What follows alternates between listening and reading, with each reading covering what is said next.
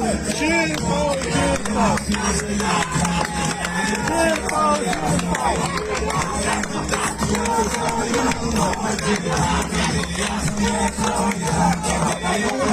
من الشيطان الرجيم بسم الله الرحمن الرحيم زو د دې جلسې عزتمند مشره او یقینا چې نن دا کومه جلسه نن دا کوم 15 ورځې په دې نشاط چوک کې احتجاجي کیمپ لګول د هغې مشر زموږ د دې ننګورې د ښار د پښتونخوا ملي عوامي پارټۍ مشر د پښتونخوا ملي عوامي پارټۍ صوبایي ډیپټي جنرال سکرټري یقینا زما نن الفاظ د هغه دپاره یو خیرج تحسین پیش کوي نن زما له غواړي چې یاره دا ټول هارونه دا ټول هر څه مې راواخیستی او هغه ما د ډاکټر خالد محمود غاړې ته واچولې ځکه یقینا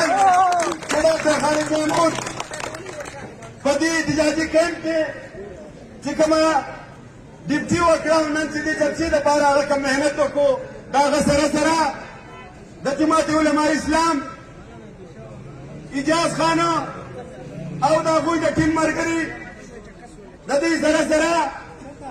سید صادق عزیز باچا هغو او د هغوی د ټیم ملګري زموږ هم د پارټۍ ملګري کوم چې د احتجاجي کیمپ کې وختن په وختن حاضري کړې وه او د دې خلکو سره یې هغه درې څلور خبرې خپلې کړې وې زه د دې ټولو ډېره زیاته شکریه ادا کوم او د خپل طرف نه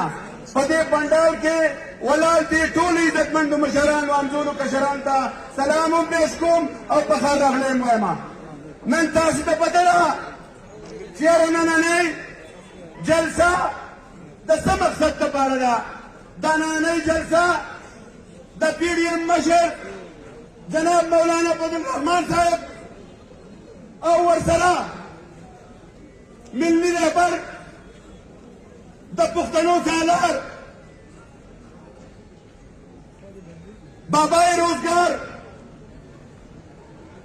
آفتاب احمد خان شیرپاو په حکم باندې منګه د قومي وطن پارټۍ دا ملګري نن دلته کې راغونډ شوي یو او د دې قوم دپاره ستاسو سره یو ځای په دې جدوجہد کې د مشر خان په وینا باندې شریک یو او انشاءالله چې زموږ ځواني او د دې قوم سره څوک ظلم او جهادي کوي موږ به د هغه خلاف په هر محاذ باندې ولاړ یو که هغه هر څوک وي که هغه هرې پارټۍ والی خو چې د دې قوم سره یو ظلم او جهادي کوي نو د هغه خلاف به موږ په هر میدان باندې انشاءالله شانه په شانه ولاړ یو او د دې قوم خبره به کوو عزتمندو مشرانو تاسو ته معلومه ده چې نن دا نااهل حکومت نن دا بېایمانه او بېشرم حکومت چې د دې قوم سره کوم ظلم او زیاتۍ وکړو نن د دې قوم د هغه مستقبل د ځوانانو سره چې کوم ظلم او زیاتۍ وکړو روان دی نو یقینا چې دا د موافقې قابل خلک نه دی نن د وړو د ترولۍ تپوس وکړه نن د غوړو تپوس وکړه نن د چینۍ تپوس وکړه بېګا له ناستو مې ملګري راته ویل 600 روپۍ نوره ګرانه شوه ما یې لږ صبر وکړه چې په 30 تاریخ باندې کم 10 روپۍ پیټرول نور کمېږي چې بیا به په څو باندې ما د نن له 2 ورځې مخکې هم تاسو ته ویلي وو چې د دوی سوچ او پلانینګ دا دی چې یاره د 2022 نه مخکې د 2022 نه مخکې په 1/1/2022 باندې او په 200 روپۍ باندې ډالري او په 200 روپۍ به پیټرولي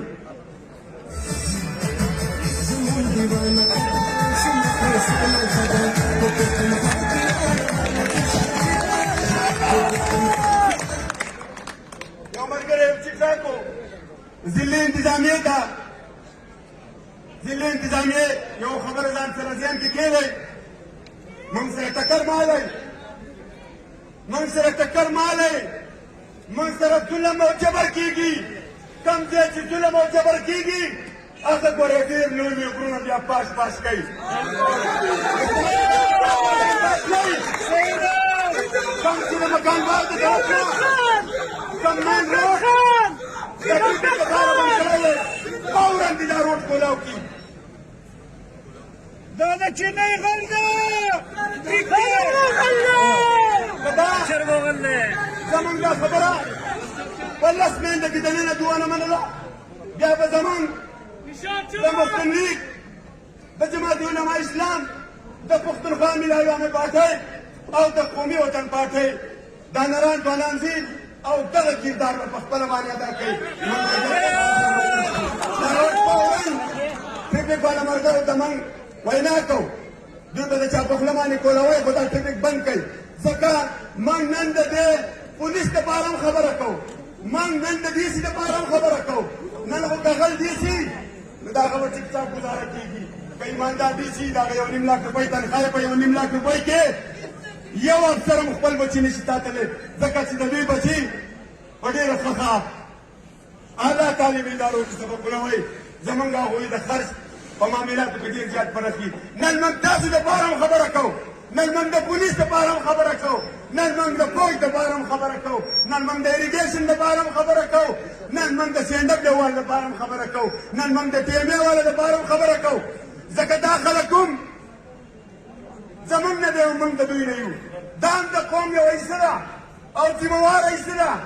هغه خلک ته او که دا دې په دې باندې مجبوره کړل نو ستا خلاصي ټایم پوره دی خو کوم چې د باقي ژوند بیا په دې ملک کې دی هغه دې په لرزان شي د پښتنو سره خو کم از کم ټکر ما ده ځکه پښتانه چې دي دوی ته د دې ځمکې نه راواغستې د کرکټ ډېر زیات پلیران پاتې شوي دي موږ هم د کرکټ پلیران پاتې شوي یو خو دا ټایم خبره وه د ګراونډ د حده پورې خبره وه خو ته قوم راواغستې چې یاره ځه دا نور خو غله دي او ډاکوان دي راشه دا پکې یو نر او یو بادر سړی دی دله ووټ ورکوي هم تاسو کتلي دي دا حالات هم تاسو کتلي دي چې دا هغه څه پوزیشن شوی دی عزتمندو روان وخت دی 2023 کې چې کوم تو معاهدې کړي دي تاسو خو نننۍ خبره کوئ نن خو ګراني ده نن خو تکلیف دی دا په خپل ځای دی بله ورځ چې کوم څیز را روان دی په 2023 کې په تاسو باندې هغوی یو پلان جوړ کړی دی چې په دې پښتنو باندې به ټکس لګو دا پښتانه به د خپل ذاتي کور چې دی د هغې به کرایه ورکوي د بجلۍ د میټر په جدا ټکس ورکوي د ګیس د میټر په جدا ټکس ورکوي که په بازار کې ځانه سبزي الي د هغې به جدا ټکس ورکوي او کسټم د باندې را روان دی د هغې لپاره یې بي آر والا دفتر هم کولاو کړی دی خو انشاءالله زما دا یقین دی او په خپل ملي رهبر د پښتنو په سالار مې دا یقین دی هغوی ته دا خبره موږ بار بار وړاندې کړې ده بار بار موږ ویلي دي چې عزتمنده مشره که سبا زموږ خلکو سره یو ظلم کېږي او دې زموږ ته په دې ملکن ډیویژن کې ټکس لګوي نو ستاسو به سره یو هغوی دا یوه خبره وکړه ما ته وایي شوکته بچیا دا د ټایم خبرې دي چې کله ټکس ولګېږو او یا یې ټکس لګوو د ټولو نه اول به ستاسو سره په سب کې د پښتنو سره په سب کې زه ولاړ یم او زما بچي به ولاړ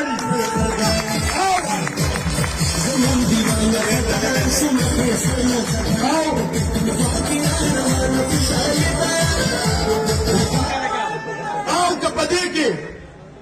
هر نه به د قرباني راځي نه منګه دې قربانۍ ورکول ته تیار یو دا زموږ د ملي رهبر د پښتنو د سالار دا یوه وینا ده او موږ ته یې دا حکم کړی دی چې بچیا تاسو به په دې ضلع دننه د شیر بادرزاده خان او د رضا الله خان ایډوکیټ په قیادت کې د پی ډي این چې هر ځای کې جلسې د پی ډي این چې هر ځای کې لانګمارچ او که د هغو هر ځای کې کیمپ وي نو په هغې کې به تاسو بھرپور حصه اخلئ موږ د هغه په وینا نن دلته کې تاسو سره موجود یو 15 ورځې په کیمپ کې موجود یو عزتمندو مشرانو موږ پښتنو سره خاص کر د منګورې ښار د خلکو سره چې کوم ظلم او زیاتی وشو هغه ظلم او زیاتی د چا نه پټ پناه نه دی نن د منګورې د هغه ماشومانو سره کوم چې 2 کاله سکول او کالج ته راوتلي هغو له 1150 نه اباو مات کړي 2 کاله خلک سکول او کالج ته نه دي تللي هغو خپل ټیچر نه دی لیدلی هغوی ته نن د خپل کلاس پته نشته او ډېر سکولونه پکې داسې دي چې هغه سکولونه ختم شوي دي هغو خپل فرنیچر هم خرڅ کړی دی خو که د هغو ریزلټ ګورې نو د هغو ریزلټ چې دی هغه د 1050 او د 1060 نه اباو دی آیا دوی کم طریقه باندې دا نمبر یې واخیستې دوی په کم سوچ باندې او کم ځای دوی سبق ویلی دی نن یې سبق ویې د نمبر یې واخیستی ډېره ښه خبره دی او ماشوم به خوشحاله شي خو نن دا ووایه چې د فسټ ایئر داخله په کوم ځای کې والي نن دا ووایه چې د سیکنډ ایئر داخله په کوم ځای کې والي او نن دا وګوره چې د ترډ ایئر داخله په کوم ځای کې والي دا ماشومان نن په لاره کوڅو کې ګرځي او هغوی په غلطو او پلتو باندې سر دي موږ دا مشران دې طرف نه بیا دې وایي زر ټین شته او که نشته نن به ما اورې ما 15 ورځې انتظار کړی دی 15 ورځې انتظار کړی 15 ورځې راغلی یم دې قوم سره دلته ولاړ یم عزتمندو مشرانو ډېر تیار راغلي یې په تیاره نن دلته ولاړ یم یوه خبره نن کوو نن ښکاره خبره کوو نن چې د قوم سره څوک ولاړ دي هغه نن په دې ځای باندې دي او کوم چې د قوم سره نه دی ولاړ هغه په ګوتونو کې او په یو ځای کې په بل ځای کې ناست دي خو نن تاسو ته سوال کوم څنګه چې نه پاڅېدلی وئ دغه شان یخ اوسئ ځکه چې ډېر زر دی د PDM د قایدینو یو نوی حکم را روان دی او هغه نوي حکم باندې به انشاءالله موږ عمل کوو خو څرنګه چې نن تاسو راوتي دی او که دغه شان په جوش او په جذبه باندې بلوت راووتی ځکه د بلوچستان حکومت خو د هغو نه تللی دی ما تاسو سره بېګا یوه خبره کړې وه چې د پنجاب حکومت هم روان دی او چې د پنجاب حکومت لاړو نو زما په خیال د دنه وفات لاړو نو ده سره نور هېڅ نشته عزتمندو مشرانو ستاسو ټولو ډېره زیاته شکریه که زه ډېر څه یم خو دلته کې دا مشران په ما لږ زورور دي پرېږدي مې نه که څه کوتاهي شوي د هغې بښنه غواړم خو انشاءالله زما چې ژوند د قومي وطن پاکۍ د ورکر ژوند